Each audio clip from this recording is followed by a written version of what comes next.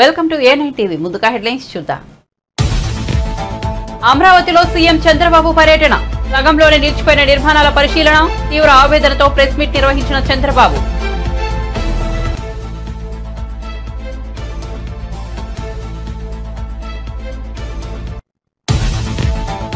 రేపటి నుంచి AP assembly సమావేశాలు. జూన్ 21, 22 తేదీల్లో సభ సమావేశాలు. ఈ 2 రోజుల్లో ఎమ్మెల్యేల ప్రమాణ స్వీకారం. స్పీకర్, డిప్యూటీ స్పీకర్ ఎన్నిక.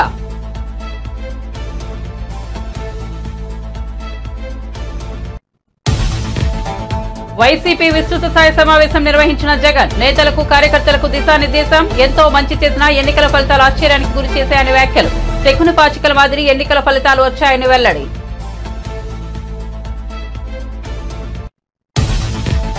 బీఆర్ఎస్ 16 ఎంపీ సీట్లు గెలిచి ఏం చేస్తుందని రేవంత్ రెడ్డి ప్రశ్నించారన్న కేటీఆర్. బీఆర్ఎస్ అత్యధిక సీట్లు గెలిస్తే కేంద్రంలో నిర్ణయాత్మక స్థానంలో ఉండేదని వెల్లడి. బొగ్గు గనులను వేలం లేకుండా కేటాయించాలని డిమాండ్.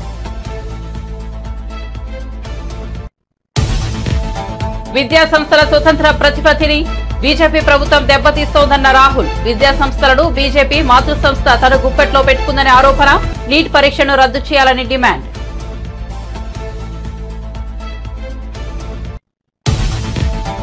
సచివాలయంలో 4వ బ్లాక్ లో రామానాయుడు బాధ్యతల స్వీకరణ. పోలవరం ప్రాజెక్టును వైసీపీ ప్రభుత్వం 20 ఏళ్లు వెనక్కు నెట్టిందని ఆరోపణ. గుర్రపు డెక్క తొలగింపు, పూడికతీత ఫైలుపై తొలి సంతకం పెట్టిన రామానాయుడు.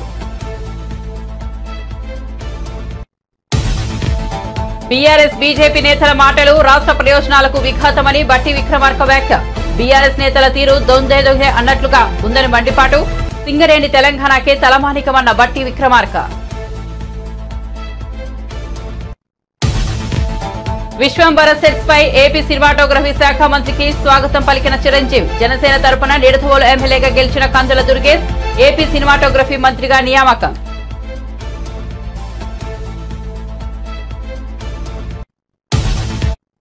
ఇక వార్త వివరాల్లోకి వెళ్తే ఏపీ ముఖ్యమంత్రి చంద్రబాబు అమరావతిలో శంకుస్థాపన జరిగిన ప్రాంతాన్ని, రాజధానిలో వివిధ నిర్మాణాలను పరిశీలించారు. అమరావతి రాజధాని శిలాఫలకం, seed access road, all India services అధికారుల గృహ సముదాయాలు, మంత్రులు, జడ్జిల గృహ సముదాయాలు, ఐకానిక్ నిర్మాణ సైట్లు, రాజధాని ప్రాంతంలోని ఇతర నిర్మాణాల స్థితిగతులను చంద్రబాబు పరిశీలించారు. అనంతరం మీడియా సమావేశం నిర్వహించారు.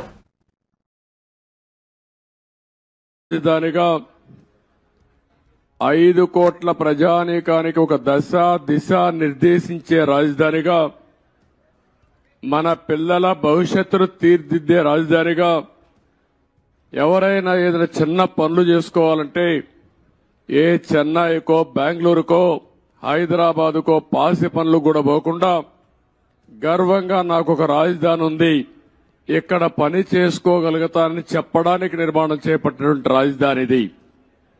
అలాంటి రాజధాని ఈరోజు మనం చూస్తే అతలాకుతలం చేశారు. ఆ డీటెయిల్స్ కూడా నేను వస్తాను. అదే సమయంలో పోలవరం దక్షిణ భారతదేశంలో ఎక్కువ నీళ్లుండే నది గోదావరి నది. పోలవరం పూర్తి చేస్తే నదుల అనుసంధానం జరిగితే రాష్ట్రంలో ప్రతి ఒక్క ఎకరాకు నీళ్లిచ్చే అవకాశం ఉంటుంది. ఈ 2 కూడా మనం ఒక్కసారి ఆలోచించుకున్నప్పుడు రాష్ట్ర విభజన జరిగింది. హేతుబద్ధత లేదని పోరాడాం. అన్యాయం జరిగిందని అందరం కూడా గట్టిగా నిలదీసే పరిస్థితికి వచ్చాం.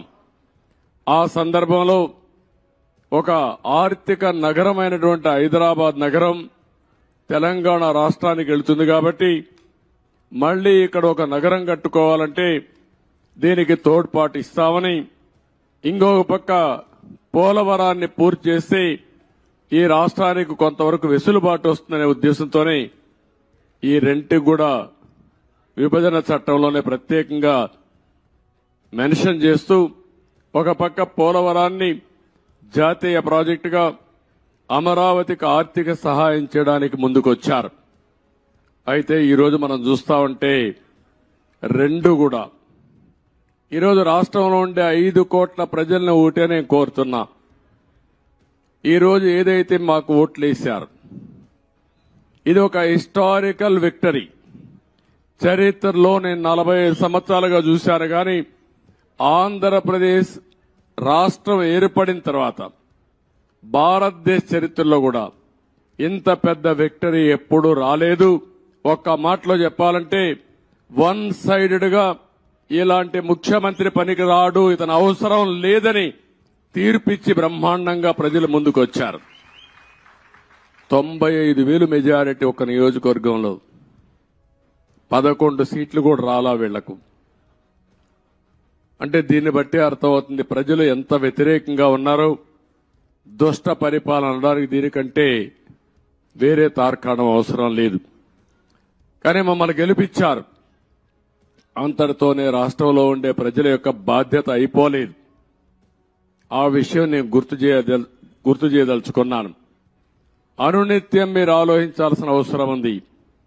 రాజకీయాలకు పనికిరాని వ్యక్తి, ముఖ్యమంత్రికి అర్హత లేని వ్యక్తి ఆ పదవి వస్తే ఏం చేస్తాడో 5 సంవత్సరాలు మనం చూశాం. ఈరోజు పోలవరం గాని అమరావతి గాని వ్యక్తిగత సంపద కాదు. ఏ ఒక్క వ్యక్తికో, ఏ ఒక్క వర్గానికో, ఏ ఒక్క ప్రాంతానికో పరిమితమైంది కాదు. కానీ ఇది ఒక సంపద కేంద్రం.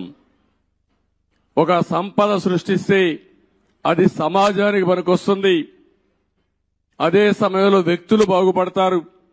ప్రభుత్వానికి ఆదాయం పెరుగుతుంది. ప్రభుత్వ ఆదాయం పెరిగితే సంక్షేమ కార్యక్రమాలు చేసేందుకు అవకాశం ఉంటుంది. అదే మరి ప్రజలందరినీ సాధికార వైపు ముందుకు తీసుకుపోయే అవకాశం ఉంటుంది. రెండోది పోలవరం గాని పూర్తి చేసుంటే అది కూడా గవర్నమెంట్ డబ్బులు, అవి సెంట్రల్ గవర్నమెంట్ డబ్బులు. దాన్ని పూర్తి చేస్తే మనం గాని కొంత నదుల అనుసంధానం చేసుకుంటే రాష్ట్రంలో ప్రతి ఒక్క ఎకరాకు నీళ్లు ఇవ్వగలిగితే రాయలసీమ రాళ్లసీమ కాదు, రతనాల సీమగా తయారు చేసే అవకాశం వస్తుంది. 21 నుంచి ఏపీ అసెంబ్లీ సమావేశాలు జరగనున్న సంగతి తెలిసిందే. 2 రోజుల పాటు సాగే అసెంబ్లీ సమావేశాల్లో ప్రొటెం స్పీకర్ నియామకం, ఎమ్మెల్యేల ప్రమాణ స్వీకారం, స్పీకర్, డిప్యూటీ స్పీకర్ ఎన్నిక తదితర కార్యక్రమాలను నిర్వహించనున్నారు. దీనిపై ఏపీ శాసనసభ వ్యవహారాల శాఖ మంత్రి పయ్యావుల కేశవ్ స్పందించారు. అసెంబ్లీలో ఎమ్మెల్యేల ప్రమాణ స్వీకారం ఉంటుందని పేర్కొన్నారు. మొదట సీఎం చంద్రబాబు ప్రమాణం చేస్తారని తెలిపారు. ఆ తర్వాత డిప్యూటీ సీఎం పవన్ కళ్యాణ్ ప్రమాణం చేస్తారని పయ్యావుల పేర్కొన్నారు. అనంతరం మహిళా ఎమ్మెల్యేలు, ఇతర ఎమ్మెల్యేలు ప్రమాణం చేస్తారని వివరించారు. అక్షర క్రమం ప్రకారం అసెంబ్లీలో ఎమ్మెల్యేల సీటింగ్ ఆర్డర్ ఉంటుందని స్పష్టం చేశారు. అయితే వైసీపీ సభ్యులందరూ ఒకే చోట కూర్చుంటారని తెలిపారు. 21-22లో అసెంబ్లీలో సందర్శకులకు ప్రవేశం లేదని పయ్యావులు వెల్లడించారు.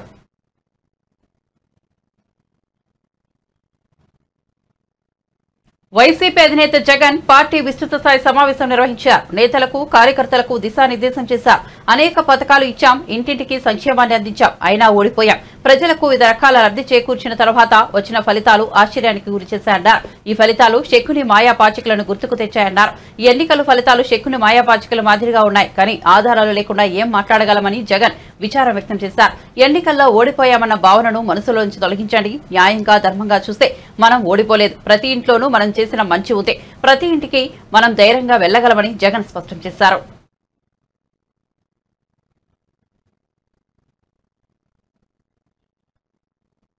రాష్ట్రంలో ఇటీవల జరిగిన ఎన్నికల్లో గెలుపొందిన బీజేపీ ప్రజాప్రతినిధులకు గురువారం అభినందన సభ ఏర్పాటు చేశారు. విజయవాడలోని వెన్యూ కన్వెన్షన్ లో సాయంత్రం 5 గంటలకు ఏర్పాటు చేసిన ఈ కార్యక్రమంలో బీజేపీకి చెందిన 3 ఎంపీలు, 8 మంది ఎమ్మెల్యేలను ఘనంగా సత్కరించారు. నరసాపురం నుంచి గెలుపొంది కేంద్ర మంత్రిగా ఇటీవల పదవి బాధ్యతలు స్వీకరించిన భూపతిరాజు శ్రీనివాసవరంకు గన్నవరం విమానాశ్రయంలో ఘన స్వాగతం పలికి అక్కడి నుంచి అభినందన సభా వేదిక వరకు భారీ ర్యాలీ నిర్వహించారు. అని ఎదురు చూడాల్సిన అవసరంలా ఏదో ఒక రోజు ఖచ్చితంగా అప్నా నెంబర్ బి లగేగా. ప్రతి కార్యకర్తకి ఇవాళ ఈ సందర్భంగా చెప్తున్నా, ఇక్కడ ఉన్న ప్రతి కార్యకర్త ఏదో ఒక రోజు ఇక్కడ వచ్చి కూర్చుంటే మేము అక్కడ కూర్చొని సంతోషపడతాం. మా కార్యకర్త, మా కళ్ళ ముందు పెరిగిన కార్యకర్త ఇవాళ నాయకుడు అయ్యాడు రా, ఎమ్మెల్యే అయ్యాడు, ఎంపీ అయ్యాడు, మంత్రి అయ్యాడని సంబరాలు చేసుకునే రోజు మాకు వస్తుంది. మీరు ఇక్కడ కూర్చొని మాకందరికి ధన్యవాదాలు చెప్పే రోజు కూడా ఒక రోజు ఖచ్చితంగా వస్తుందనే విషయాన్ని, ఆ విశ్వాసంతో ప్రతి కార్యకర్త ఈ రాష్ట్రంలో పనిచేయాలనే విషయాన్ని కూడా ఈ సందర్భంగా తెలియజేస్తాం. మిత్రులారా, ఏదో ఇవాళ మా గొప్పతనమో, నాకు శ్రీనివాసవర్మ గారికి కొమ్ములు వచ్చాయనో మమ్మల్ని మంత్రులుగా చేయాల. మాకన్నా అనుభవం కలిగిన నాయకులు చాలామంది ఎమ్మెల్యేలుగా ఉన్నారు.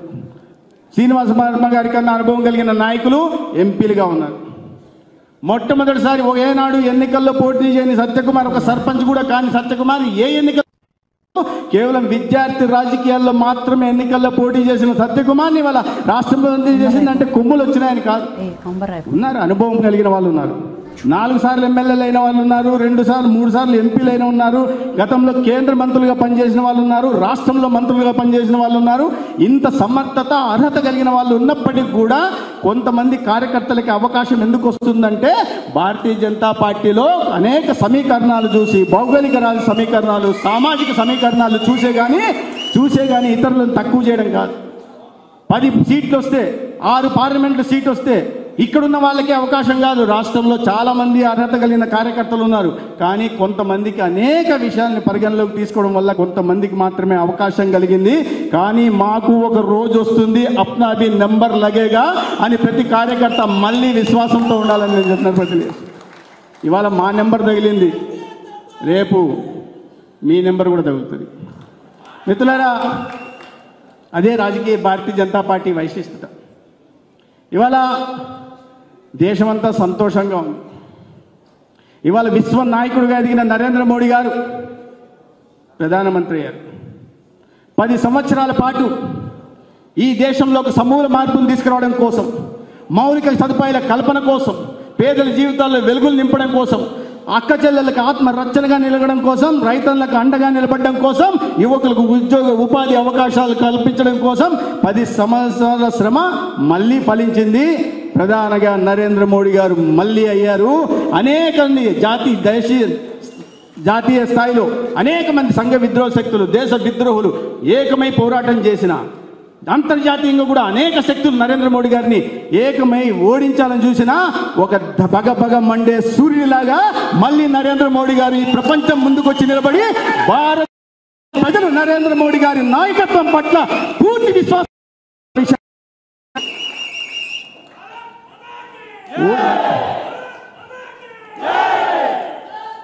ప్రాభవం తగ్గిపోయింది, నరేంద్ర మోడీ గారి ప్రాభవం తగ్గిపోయింది, బీజేపీ ప్రాభవం తగ్గిపోయిందని కొంతమంది ప్రచారాలు చేస్తున్నారు. ఎన్ని అసత్య ప్రచారాలు చేసినా నరేంద్ర మోడీ గారి ప్రాభవం తగ్గల, బీజేపీకి ప్రజల పట్ల ఆదరణ కూడా తగ్గలేదనే విషయాన్ని గణాంకాలు చూస్తే మనకు అర్థమవుతాయి. 2019 లోక్సభ ఎన్నికల్లో భారతీయ జనతా పార్టీకి 37.3% ఓట్లు వస్తే ఈసారి 2024 ఎన్నికల్లో 36.5% ఎన్నికలు వచ్చి తేడా కేవలం 0.8% మాత్రమే. 10 సంవత్సరాల పాటు ప్రధానమంత్రిగా ఉండి 13 సంవత్సరాల పాటు ముఖ్యమంత్రిగా ఉన్న వ్యక్తి మళ్ళీ ఆశీర్వదిస్తున్నారంటే ఆ నాయకుడికి ఈ దేశం పట్ల ప్రజలు ఎటువంటి ఆదరణ చూపిస్తున్నారో, ఎంతటి ప్రేమను కురిపిస్తున్నారో, ఈ దేశాన్ని మార్చగలిగిన శక్తి, యుక్తి కలిగిన నాయకుడు ఒక్క నరేంద్ర మోడీ గారే ఉన్నారన్న విషయాన్ని ఈ దేశ ప్రజలందరూ చెప్తుంటే మనం ప్రత్యర్థులు మాత్రం చెప్తున్నారు.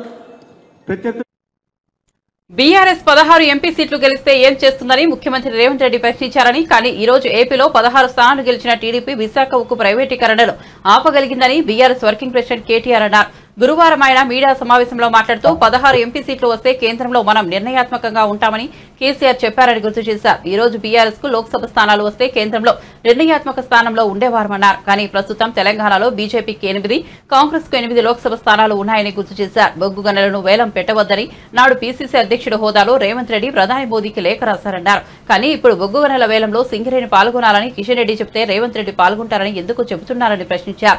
వేలం లేకుండా సింగరేణికి గనులు కేటాయించాలని డిమాండ్ చేశారు. గతంలో ఒడిశాలో 2 గనులను నైవేలి లిగ్నైట్ కంపెనీకి, గుజరాత్లోని గనులను అక్కడి ప్రభుత్వ రంగ సంస్థలకు వేలం లేకుండా కేటాయించారని గుర్తు చేశారు. తమిళనాడులోనూ ప్రభుత్వ రంగ సంస్థలకు వేలం లేకుండా కేటాయించారన్నారు.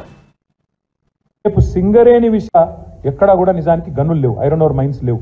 Nearest is Bailadila. ఇది మాకు కేటాయించండి, మేము బతుకుతాము, మేము పబ్లిక్ సెక్టర్ అండర్టేకింగ్, మా దాంట్లో రిజర్వేషన్లు ఉంటాయి, ఎస్సీ ఎస్టీ పిల్లలకు ఉద్యోగాలు వస్తాయి, పబ్లిక్ సెక్టర్ బలపడితే ప్రభుత్వం బలపడ్డట్టు, దేశం బలపడ్డట్టు, జాతి సంపద పెరిగినట్టు మాకు అలాట్ చేయండి అని నోరు నెత్తి బాదుకున్నా వాళ్ళకు అలాట్ చేయలే. ఆక్షన్లో పాల్గొనండి, తెచ్చుకోండి అని చెప్పిండ్రు. అల్టిమేట్గా ఏమైంది, దాంతో బయలుదిల్లా పోయింది, ప్రైవేట్ రంగంలో ఉండే అదానికో బదానికో పోయింది. పోయినాక ఏమైంది, ఇవాళ వైజాగ్ స్టీల్ ప్లాంట్ నష్టాల్లో పడ్డది.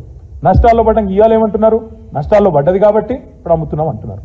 అంటే ఇదంతా ఎందుకు చెప్తున్నా మీకంటే, రేపు సింగరేణి విషయంలో కూడా ఇదే రకమైన వ్యూహం అవలంబించడానికే ఉద్దేశపూర్వకంగా జరుగుతున్న కుట్ర ఇది.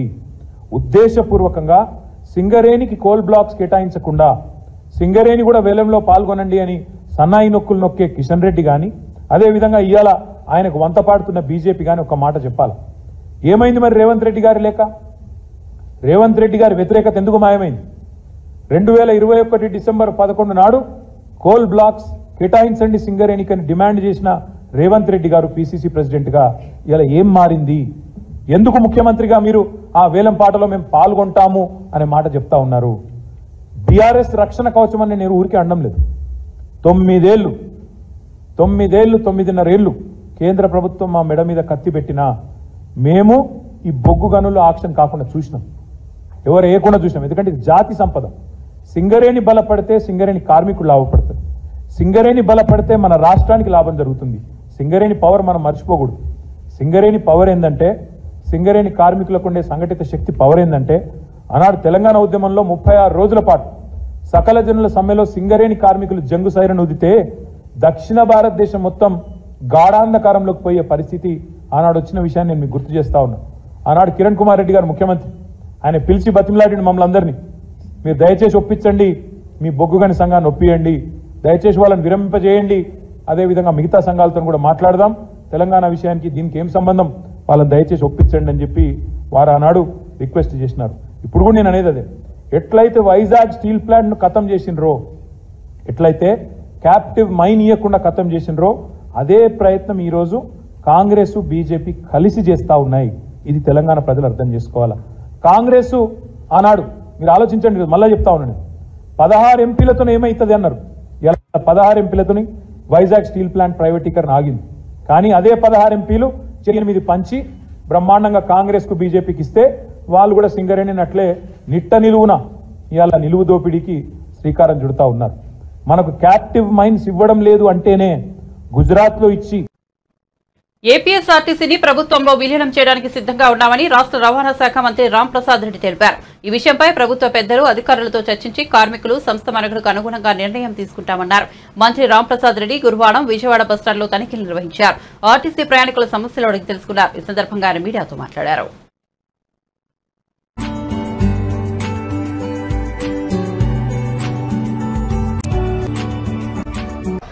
నేను ఎన్నుకున్న తర్వాత ఫస్ట్ టైం ఇక్కడ రావడం జరిగింది. మీ అందరికీ నా ధన్యవాదాలు తెలియజేసుకుంటున్నా. మా చంద్రబాబు నాయుడు గారి నాయకత్వంలో వచ్చే 5 సంవత్సరాలు పేద ప్రజల కోసం పాటుపడేదానికి అన్ని శాఖల వాళ్ళ ముందుకెళ్తున్నాం. ముఖ్యంగా నేను ఈరోజు రవాణా మంత్రిగా ఈరోజు ఇక్కడికి రావడం జరిగింది, నెహ్రూ బస్ టర్మినల్కు.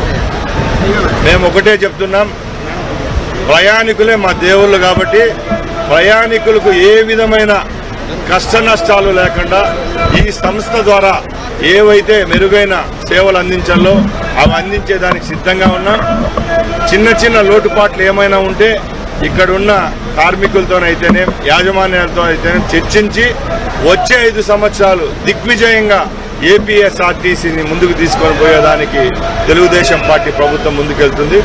అలాగే నేను ఒకటే చెప్తున్నా, ముందు మేము మా మేనిఫెస్టోలో చెప్పిన విధంగా ఆంధ్ర రాష్ట్రంలో మహిళామూర్తులందరికీ ఫ్రీ బస్ సర్వీస్ ఇస్తామని చెప్పాం.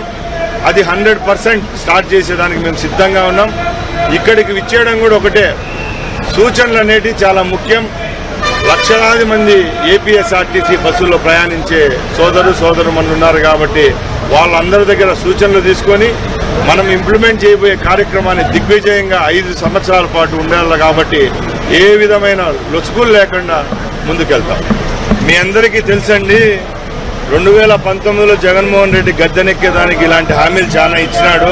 దానిలో ఏపీఎస్ఆర్టీసీ విలీనం కూడా ఒకటి. ఇక్కడ ఉన్న కార్మిక సోదరులు మీ అందరికీ తెలుసు కాబట్టి ఈరోజు ఏపీఎస్ఆర్టీసీ పరిస్థితి ఎలాగుందంటే, జీతాలు ఇచ్చేది ఆంధ్ర రాష్ట్ర ప్రభుత్వము, ఇక్కడ ఉండే సంస్థ నడుపుతా ఉండేది వచ్చి ఒక కార్పొరేషన్ నడుపుతా ఉంది. వాళ్లకు స్వేచ్ఛాయుతంగా ఏదో ఒక దాంట్లో పెట్టడంతో వాళ్ళు మానసికంగా బాగుంటారు, అలాగే వాళ్ళ సంస్థ మనుగడ కూడా బాగుంటుంది. కాబట్టి పూర్తిగా 100% ఏపీఎస్ఆర్టీసీని ఈ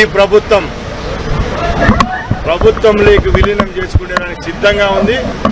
అందరితో చర్చించి, పెద్దలు ఉన్నారు, రిటైర్డ్ ఎంప్లాయీస్ ఉంటారు, ఐఏఎస్ ఆఫీసర్లు ఉంటారు, ఐపీఎస్లు ఉంటారు, అందరితో చర్చించి రాబోయే కాలంలో ప్రభుత్వం ఏ విధమైన చర్యలు తీసుకుంటే ఏపీఎస్ఆర్టీసీ సంస్థ అలాగే కార్మికుల యొక్క మనుగడ బాగుంటుందో ఆ చర్యలు తీసుకునేదానికి ఈ తెలుగుదేశం పార్టీ ప్రభుత్వం సిద్ధంగా ఉంది.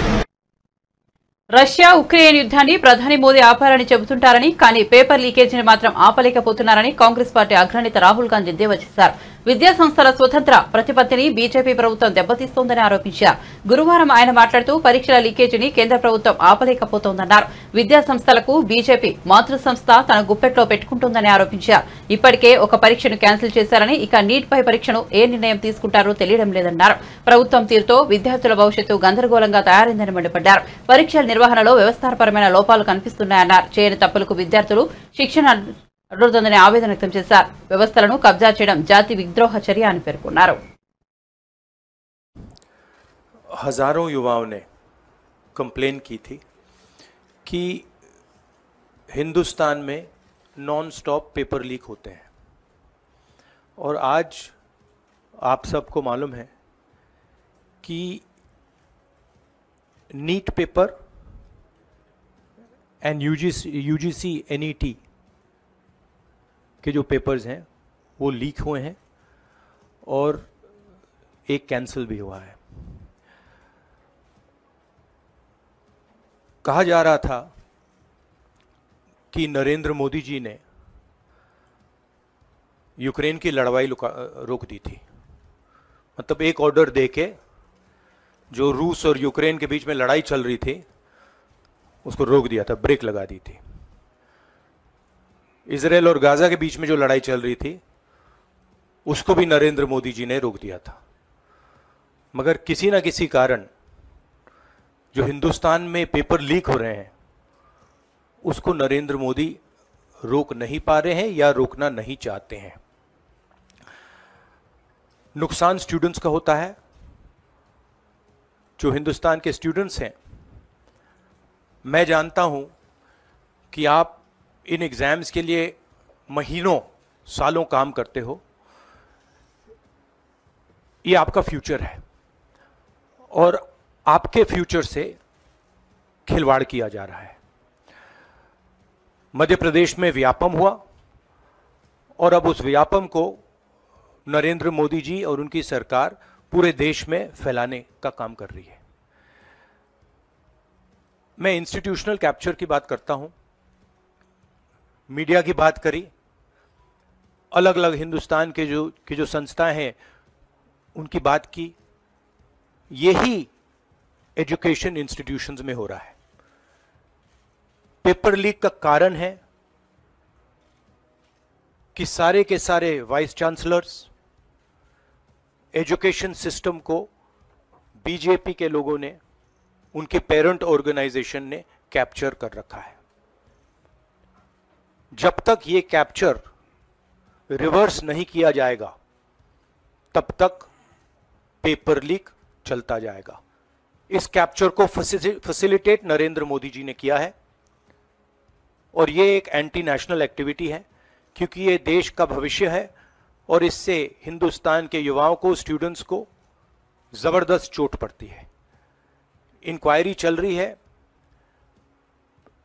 एक को आपने कैंसिल कर दिया है, अब पता नहीं दूसरे को कैंसिल किया जाएगा या नहीं किया जाएगा. बट कोई ना कोई तो इसके लिए जिम्मेदार है और उनको एकदम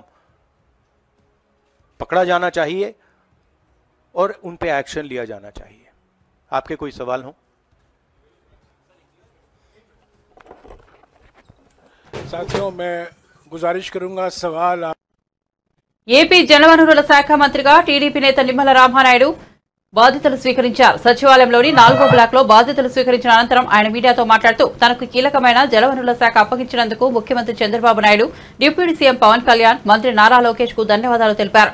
గతంలో తాము అధికారంలో ఉన్నప్పుడు పోలవరం పనులను వేగంగా చేశామని, కానీ వైసీపీ అధికారంలోకి వచ్చాక పోలవరాన్ని అసలు పట్టించుకోలేదని విమర్శించారు. ప్రాజెక్టు పనులపై సమీక్షించి నిర్మాణాన్ని వేగవంతం చేస్తామని పేర్కొన్నారు. తప్పు చేసి ఏ ఒక్కరిని వదిలిపెట్టే ప్రసక్తే లేదని హెచ్చరించారు. ఎన్డీఏలో భాగస్వామిగా ఉన్న తాము పోలవరం కోసం మరిన్ని నిధులు తీసుకొస్తామని తెలిపారు.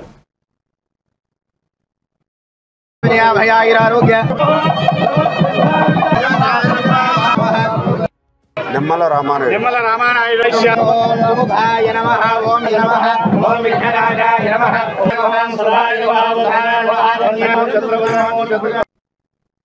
సింగరేణిని కాపాడుకోవడానికి అవసరమైతే ప్రధాని నరేంద్ర మోదీని కలుస్తామని తెలంగాణ ఉప ముఖ్యమంత్రి మల్లుబట్టి విక్రమార్క అన్నారు. శ్రావణపల్లి బొగ్గు గనులను కేంద్రం వేలం వేస్తోందని, ఈ విషయమై కేంద్ర మంత్రి కిషన్ రెడ్డిని కలుస్తామన్నారు. గురువారం ఆయన మీడియాతో మాట్లాడుతూ సింగరేణి బొగ్గు గనులపై బీఆర్ఎస్ నేతల తీరు దొంగే దొంగ అని అరిచినట్లుగా ఉందన్నారు. గనుల వేలం సమయంలో బీఆర్ఎస్ బీజేపీ నేతల వ్యాఖ్యలు రాష్ట్ర ప్రయోజనాలకు విఘాతం కలిగిస్తున్నాయని మండిపడ్డారు.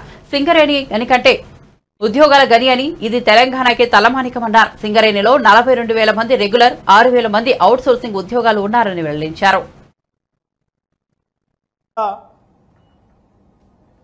సింగరేణికి సంబంధించిన బొగ్గు బాయిల పరిస్థితి, బొగ్గు ఉత్పత్తి పరిస్థితి ఏంటో మనందరికీ దీని ద్వారా అవగాహన కావాలనేటువంటి ఆలోచనతోనే ఈ లెక్కలు మీకు స్పష్టంగా తెలియజెప్తా ఉన్నాను. అట్లాగే మనందరికీ బొగ్గు ఉత్పత్తి సామర్థ్యాన్ని 2031-32 సంవత్సరం వరకు నిలబెట్టుకోవాలన్నా, కనీసం ఈ కార్యక్రమం సజావుగా జరగాలన్నా సింగరేణి యాజమాన్యం కొత్త బొగ్గు గనుల్ని సంపాదించాల్సిందే. ఇది అనివార్యం. కొత్తగా అదనంగా బొగ్గు గనులను సంపాదించుకోకపోతే సింగరేణి అనేది ఒక చరిత్రగా మిగిలిపోయే ప్రమాదం ఉంది. అయితే ఇక్కడ సమస్యల్లో గతంలో గోదావరి పరివాహ ప్రాంతంలో ఉన్నటువంటి కోల్ బ్లాక్స్ అన్నీ కూడా ఇక్కడ ఉన్నటువంటి సింగరేణి కంపెనీ. నిడదవోలు అసెంబ్లీ స్థానం నుంచి జనసేన తరపున ఎమ్మెల్యేగా గెలిచిన కందుల దుర్గేష్ ను ఏపీ సినిమాటోగ్రఫీ శాఖ మంత్రి పదవి వరించిన సంగతి తెలిసిందే. ఈ నేపథ్యంలో ఏపీ సినిమాటోగ్రఫీ శాఖ మంత్రిగా హోదాలో ఆయన మెగాస్టార్ చిరంజీవి నటిస్తున్న విశ్వంబర సినిమా సెట్స్ ను సందర్శించారు. చిరంజీవి తదితరులతో మాట్లాడారు. దీనిపై చిరంజీవి సోషల్ మీడియా వేదికగా స్పందించారు. మిత్రుడు కందుల దుర్గేష్ ఆంధ్రప్రదేశ్ పర్యాటక సినిమాటోగ్రఫీ శాఖ మంత్రిగా బాధ్యతలు స్వీకరించబోతున్న సందర్భంగా విశ్వంబర సెట్స్ పై ఆయనకు స్వాగతం పలకడం ఎంతో ఆనందంగా ఉంది. మంత్రిగా తన బాధ్యతలు నిర్వర్తించడంలో ఆయన సంపూర్ణ విజయం సాధించాలని ఆకాంక్షిస్తున్నానన్నారు. ఆయనకు నా శుభాకాంక్షలు. తెలుగు చలనచిత్ర పరిశ్రమ అభివృద్ధికి ఎదుర్కొంటున్న సవాళ్లకు సత్వరమే పరిష్కరించేందుకు చొరవ తీసుకుంటానని మంత్రి కందుల దుర్గేష్ చెప్పారు.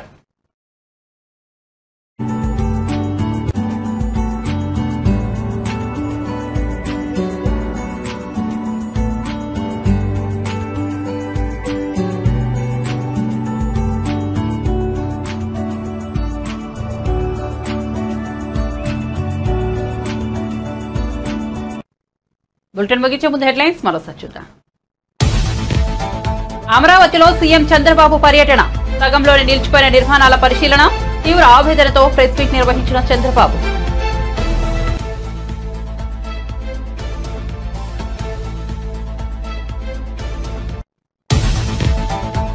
రేపటి నుంచి ఏపీ అసెంబ్లీ సమావేశాలు. జూన్ 21, 22 తేదీల్లో సభ సమావేశాలు. ఈ 2 రోజుల్లో ఎమ్మెల్యేల ప్రమాణ స్వీకారం, స్పీకర్, డిప్యూటీ స్పీకర్ ఎన్నిక.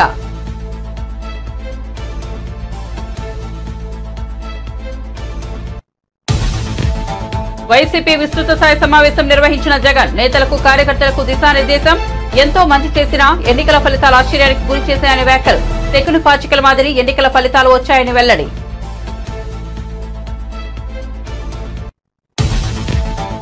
బీఆర్ఎస్ 16 ఎంపీ సీట్లు గెలిచి ఏం చేస్తుందని రేవంత్ రెడ్డి ప్రశ్నించారన్న కేటీఆర్. బీఆర్ఎస్ అత్యధిక సీట్లు గెలిస్తే కేంద్రంలో నిర్ణయాత్మక స్థానంలో ఉండేదని వెల్లడి.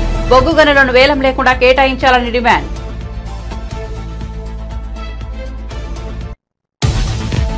విద్యా సంస్థల స్వతంత్ర ప్రతిపత్తిని బీజేపీ ప్రభుత్వం దెబ్బతీస్తోందన్న రాహుల్. విద్యా సంస్థలను బీజేపీ మాతృ సంస్థ తన గుప్పట్లో పెట్టుకుందనే ఆరోపణ. నీట్ పరీక్షను రద్దు చేయాలని డిమాండ్.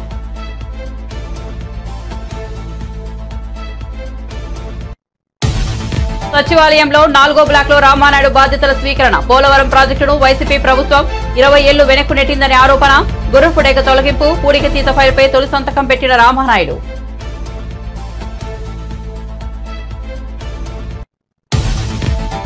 బీఆర్ఎస్ బీజేపీ నేతల మాటలు రాష్ట్ర ప్రయోజనాలకు విఘాతమని బట్టి విక్రమార్క వ్యాఖ్య. బీఆర్ఎస్ నేతల తీరు దొంగే దొంగ అన్నట్లుగా ఉందని మండిపాటు.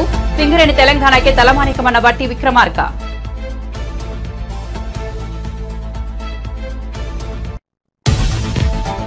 విశ్వంబర సెట్స్ పై ఏపీ సినిమాటోగ్రఫీ శాఖ మంత్రికి స్వాగతం పలికిన చిరంజీవి. జనసేన తరపున నిడదవోలు ఎమ్మెల్యేగా గెలిచిన కందుల దుర్గేష్ ఏపీ సినిమాటోగ్రఫీ మంత్రిగా నియామకం.